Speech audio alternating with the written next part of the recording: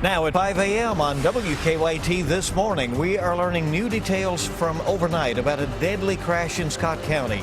We'll have the latest coming up in a live report. A man is safe after a daring rescue from the Red River Gorge overnight. How search crews say that saving the man was almost as dangerous as getting to him. And a financial magazine is saying that one of Lexington's biggest employers could be sold. There's speculation behind a potential Lexmark sale rumor coming up. Tracking, alerting, protecting. This is WKYT This Morning. It's Friday. Good morning and welcome into WKYT on October 23rd. I'm Bill Bryant. And I'm Rebecca Smith. Hope you've been taking advantage of this nice weather because it doesn't last. That's right. If not, you have one more day, and that's today. It's going to be beautiful. Let's check in with Micah in our First Alert Weather Center. Yeah, our days we really have to take advantage of them because this weekend here comes a front. Today it's at 75 and sunny. Looks pretty good toward the afternoon, and even this morning isn't all that bad, stepping out in the 50s for most, a couple of 40s down in the far southern zones. Today's forecast, there's your look. I mean, really good look. Only a degree or two higher than where we were yesterday. And the focus of the forecast is how bumpy it's going to be, that ride, in the next few days. We'll get into that forecast. I'll show you when you can expect some rain coming up. Okay, we'll see you in a bit. Thank you. WKYT tracking a breaking news alert out of Nashville, Tennessee this morning. Authorities there say 3 people have been shot overnight on the campus of Tennessee State University, one of them fatally. And the shooting comes just more than a week after 3 people were shot and wounded at an off-campus party. We're not sure at this time of the conditions of the 2 people who survived, but of course we'll continue to track this story this morning out of Nashville and bring you the latest information as we get it. That again happening at Tennessee State University. Yeah. And this morning we have an update to a breaking news alert we brought you last night. The Scott County coroner has now identified a man who was killed in a motorcycle crash just outside of the Toyota plant in Georgetown. WKYT's Mark Barber is live in Georgetown this morning with that new information. Good morning, Mark. Good morning, Bill. The crash that killed a father happened around 9:50 last night. Police say that's when a SUV that was turning into Toyota crashed into the motorcycle driver, killing him. According to the coroner, the man who died, 33-year-old Robert Griffin Jr., was from London. We're told he was a contractor working for Toyota. This morning, we are learning that he was married and had a set of twins. Police say he was leaving Toyota on his lunch break and was making a right turn onto Cherry Blossom Way when he was hit by a SUV that was turning into the plant. According to the coroner, he was wearing a helmet, but he died on impact. Officers tell us there were 2 people in the SUV. The driver was taken to Georgetown Community Hospital for a routine examination.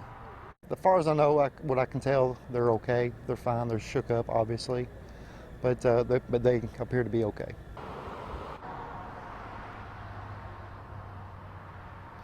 This morning, police are continuing to investigate the deadly crash. We're told that they are still trying to figure out at this time if anything may have played a role in this. They say they're especially looking into the fact, or checking to see if speed was a factor. Live in Georgetown, Mark Barber, WKYT. All right, sad situation there for the family, and I'm sure the co-workers involved as well. Also new this morning, search and rescue teams from multiple counties pulled off a dangerous rescue after a man fell more than 4 stories at the Red River Gorge. WKYT was there as the rescue workers brought that man out of the woods, a dangerous thing for them in and of itself. Michelle Chamberlain at our live desk to talk more about this. Yeah, good morning. Rescuers say they were able to save a man who fell more than 4 stories at the Red River Gorge last night. Now, search and rescue teams from Powell, Menifee, and Wolfe counties say the dangerous rescue happened after a man fell more than 40 feet from Eagles Point Buttress in Menifee County. The 24-year-old friends pulled him to a flat area after his fall, which happened to put the man in Wolfe County. Now, you can see the rescuers bringing the man to safety here in this video. The rescuers say the hardest part of recovery was getting him through Douglas Park Trail. One rescuer for Wolfe County Search and Rescue said that trail is one of the roughest in the Red River Gorge, making the carryout extremely challenging. Now, we will hear more about the carryout from that rescuer at 5:30. Rescuers say when they found the man, he had significant injuries but was stable. At the live desk, Michelle Chamberlain, WKYT. All right, we hope certainly that he improves, and we thank you very much. New this morning, Lexington police are looking for a gunman after a violent early morning robbery. Police say a man was shot just after 3 o'clock this morning in a parking lot on Georgetown Street at Bright Avenue. The victim then drove to the Shell gas station on Newtown Pike. Police say the shooting was likely the result of a drug deal gone bad. The victim told police that the suspect was wearing a maroon hoodie and has a tattoo on his face. Police in Floyd County need your help this morning trying to track down an escaped inmate. The Floyd County jailer says Caleb Sloan walked to get away from deputies while being transported from court Thursday afternoon. He was last seen running towards the Town Branch Bridge in Prestonsburg. Sloan was in jail on rape, sodomy, and sexual abuse charges. We're told he last lived in the Allen area of Floyd County. The time this morning is 5:05 on WKYT, and this morning Hillary Clinton will join other Democratic presidential candidates as well as President Obama at the Women's Leadership Forum in Washington. Her appearance follows a showdown with the House Benghazi committee that's investigating the deaths of 4 Americans, including U.S. Ambassador to Libya Chris Stevens, on September 11, 2012. CBS's Don Champion wraps up that marathon hearing from which it looks like Clinton may have emerged largely unscathed. Hillary Clinton heads back to the campaign trail today after being grilled by lawmakers investigating the 2012 Benghazi attacks. In testimony that spanned 11 hours, Clinton managed to avoid political missteps. And I've thought more about what happened than all of you put together. I've lost more sleep than all of you put together.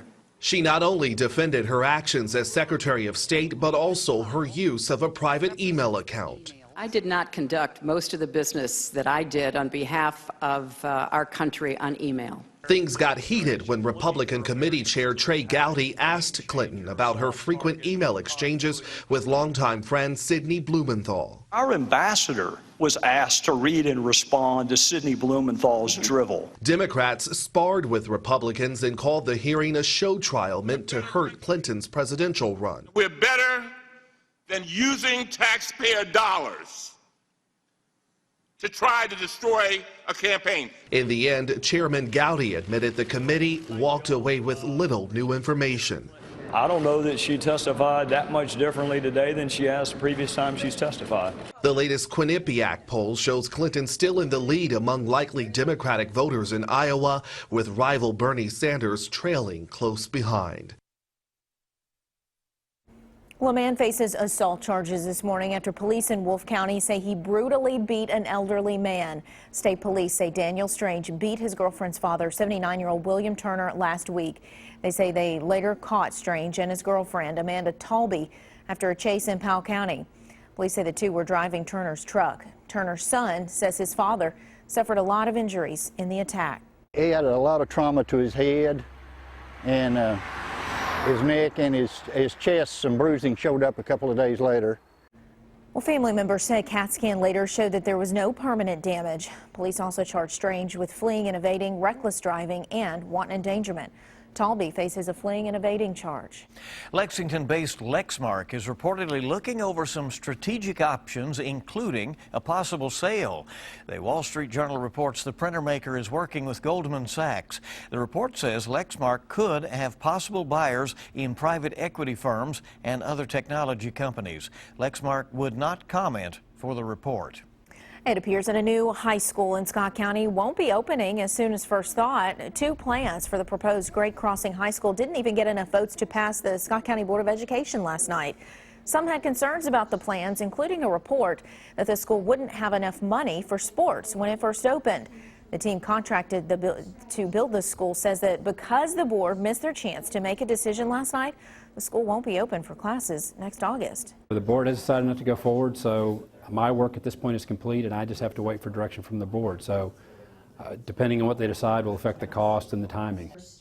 The board's next work session is scheduled for November 5th.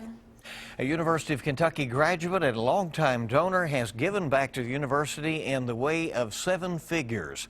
Thomas W. Lewis donated $23 million to UK. It is the largest private donation ever in UK's history. Lewis was an engineering graduate there, has a degree from UK. He later started a successful home building business. He now lives out in Arizona. I would say, although it's a big gift, I can't remember making too many decisions that were easier for me than this. UK leaders say the money will be used to create one of the country's leading honors programs. They hope that the new honors college will attract a more diverse population of students. What you might call a magnanimous gift. Yeah, and you know, the Gatton School of Business, they also received a $20 million donation. So really, in the past years, they've had a lot of big donors come forward and do some amazing things. A lot of graduates appreciative of what they learned while they were on campus. It's 5:10 now, and WKYT This Morning just getting started. When we come back, it's not as great as the self-hydrating pizzas from Back to the Future, but it's the next best thing, perhaps. The details behind Domino's sweet new ride. And we're looking pretty calm and quiet right now, but we're looking toward the weekend, and here comes a front making its way toward us. I'll show you that and also history in the making down in the East Pacific. I'll have that coming up in just a few minutes.